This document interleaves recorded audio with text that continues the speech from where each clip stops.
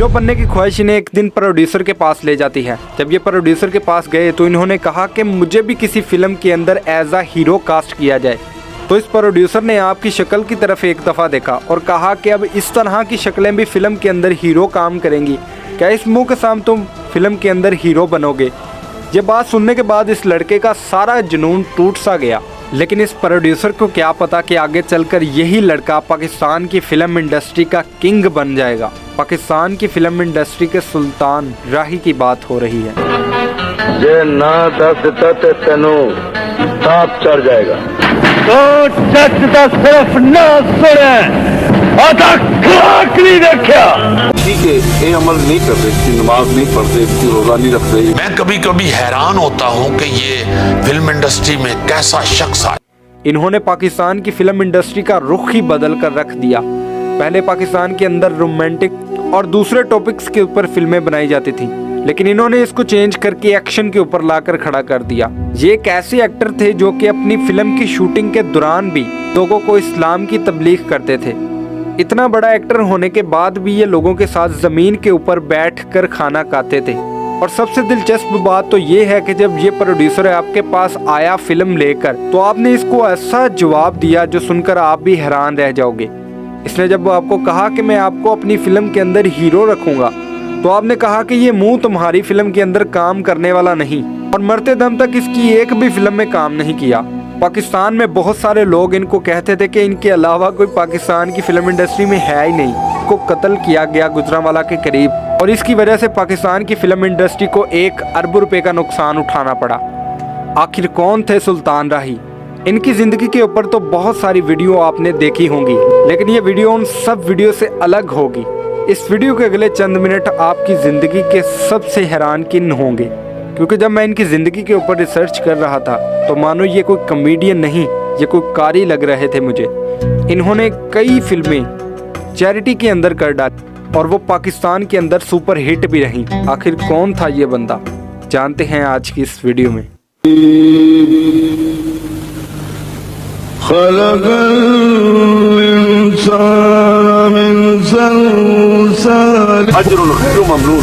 मैं तुम्हें इसकी फलाह भी दूंगा। जो लोग मेरी जात पर ईमान लाएंगे।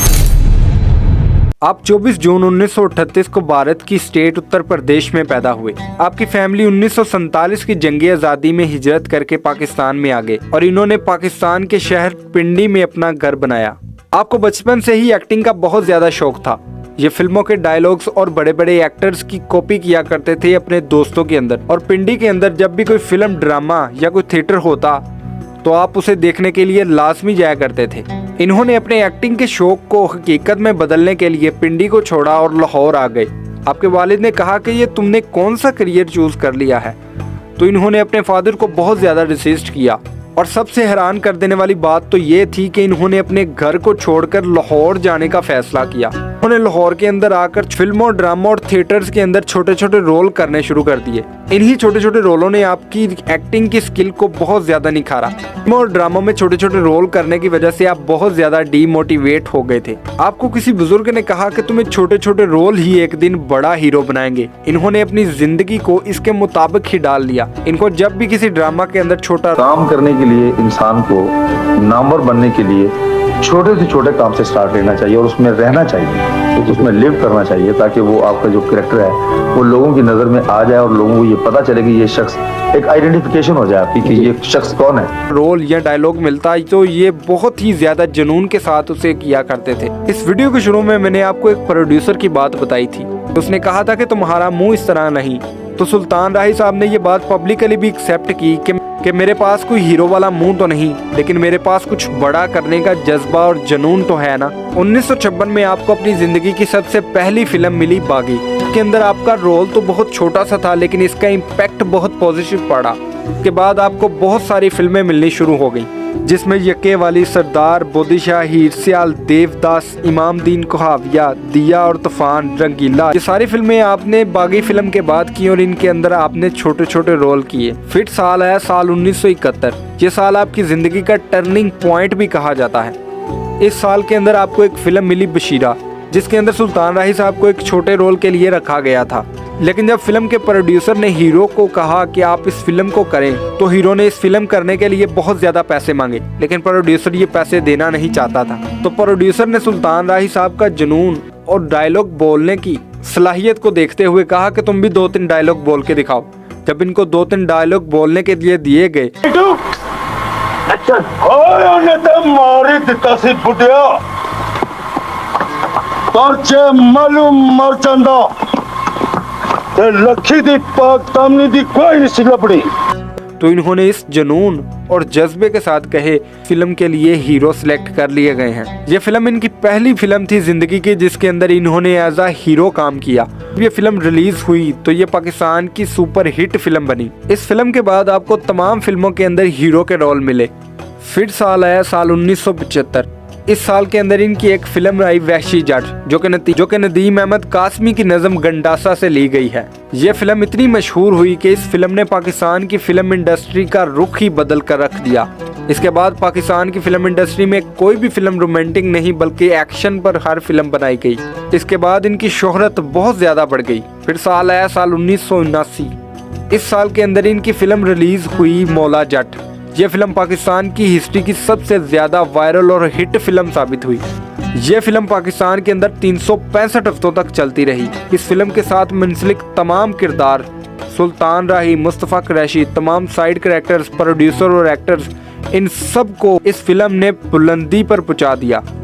इसके बाद सुल्तान राही साहब पाकिस्तान की फिल्म इंडस्ट्री का एक ऐसा सितारा बन गए कि जिनको किसी फिल्म के अंदर अगर कास्ट ना किया जाता तो वो फिल्म फ्लॉप हो जाती थी। लेकिन असली मजा तो इस फिल्म के बाद शुरू हुआ था। इसके बाद आपने बहुत सारी फिल्में की जिसमें शेर खान, रंग पक्का, गॉडफादर, शरीफ बदमाश, दारा बलोच, गुलामी जैसी सुपर हिट फिल्में की। आपने दुनिया में एक ऐसा रिकॉर्ड बनाया जो आज तक कोई नहीं तोड़ सका।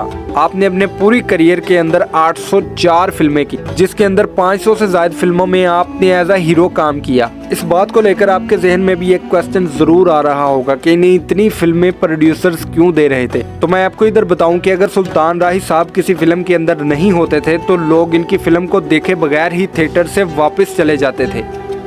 इनकी फिल्मों को देखने के लिए थिएटर्स के बाहर 2-2 घंटे तक लोग रश लगा कर रखते थे। इनसे बहुत सारे लोगों ने सवाल किया कि आपकी हर फिल्म के अंदर एक्शन और एक्शन, मार कुटाई, वायलेंस यही बड़ा होता है, आप कोई रोमांटिक फिल्म क्यों नहीं करते। अगर इसी तरह मेरे साथ होता रहा जैसा कि मौजूदा वक्त में हो रहा है, एक्शन एक्शन एक्शन एक्शन, तो हो सकता है कि मैं बगैर काम किए मरी जाऊँ। मेरी हसरत है कि मैं काम करूँ। मेरी ये ख्वाहिश है कि मुझे कोई इतना मुश्किल रोल ला के दें जो कोई ना कर सकता और ये कहें कि राही साहब आप करें, और फिर मैं उसे।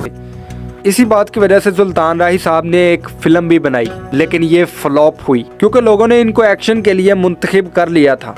इनकी इस फिल्म का नाम था कि किस्मत कहाँ ले आई। इसके अंदर इन्होंने एक रोमांटिक किरदार किया, लेकिन ये अवाम में उतनी ज्यादा मकबूल नहीं रही और ये बहुत बुरे तरीके से फ्लॉप हो गई। इनकी जिंदगी का असल मकसद तो इधर से शुरू हो सकता है। बहुत सारे लोग कहते हैं कि ये बहुत सारे लोगों का सहारा भी थे। ये बात बिल्कुल सच है। सुल्तान राही साहब जिस फिल्म के अंदर काम कर रहे होते थे, छोटे एक्टरों के साथ बैठकर जमीन के ऊपर खाना खाया करते थे उनके साथ, और उन्हें कुरान पाक की तालीम भी देते थे। आपको नात पढ़ने का बहुत ज्यादा शौक था। आपने कुरान पाक को तफसीर के साथ पढ़ा हुआ था। सुल्तान राही साहब के सेक्रेटरी जनाब हाजी अहसन बताते हैं कि सुल्तान राही साहब ने अपने घर के अंदर एक ऐसा कमरा बनाया हुआ था जिसके अंदर वो गरीबों, यतीमों और मस्कीनों के लिए राशन बनाते थे, और इनको ये राशन टोकन्स की मदद से दिया जाता था। जिसके पास वो टोकन होता तो वो राशन लेकर चला जाता था। वो बताते हैं कि जब सुल्तान राही साहब सर्दियों की शामों में गाड़ी निकाल कर सड़क पर जाते तो वो गाड़ी की डिक्की के अंदर बहुत सारे कंबल और चादरें रख लेते। फुटपाथ पर गरीब नजर आते उनको दे देते। इन्होंने पाकिस्तान के अंदर बहुत सारे लोगों को घर बनवा कर दिए, बहुत सारी बेटियों की शादियां भी करवाई। इनके सेक्रेटरी हाजी अहसन बताते हैं कि सुल्तान राही साहब ने बहुत सारी गाँवों के अंदर मसाजिद भी तमीर करवाई। वो खुद भी नमाज पढ़ते थे और दूसरों को भी पढ़ने की तलकीन करते थे। वो बताते हैं कि सुल्तान राही साहब जब किसी सफ़र में होते तो तहज्जुद का टाइम हो जाता तो वो खुद किसी जगह पर गाड़ी रोक कर नमाज पढ़ते, जिसकी वजह से मुझे भी नमाज पढ़ने का मौका मिल जाता था।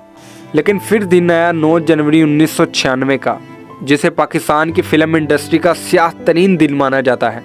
इस दिन का वाक़या कुछ यूँ है कि सुल्तान राही साहब पिंडी में अपने घर गए थे और उधर से वो लाहौर आ रहे थे तो रास्ते में इनकी गाड़ी का टायर पंचर हो गया गुजरांवाला के करीब एक गाँव में। हाजी हसन गाड़ी से निकलते हैं और देखते हैं कि गाड़ी का टायर पंक्चर हो गया है। वो गाड़ी को पंक्चर लगाने के लिए गाड़ी के नीचे जाते हैं और सुल्तान राही साहब इनका ध्यान रखते हैं कि इनके ऊपर से गाड़ी ना चलाकर चला जाए। कि जैसे ही वो गाड़ी की पिछली साइड पर हुए तो मुझे इस तरह से लगा कि जैसे कोई बम फटा है।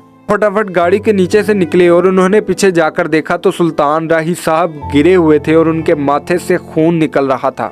वो बताते हैं कि दो आदमी जो कि पिस्टल लेकर खड़े थे, उन्होंने मुझे कहा कि तुम भी इधर से चले जाओ वरना हम तुम्हें भी मार देंगे।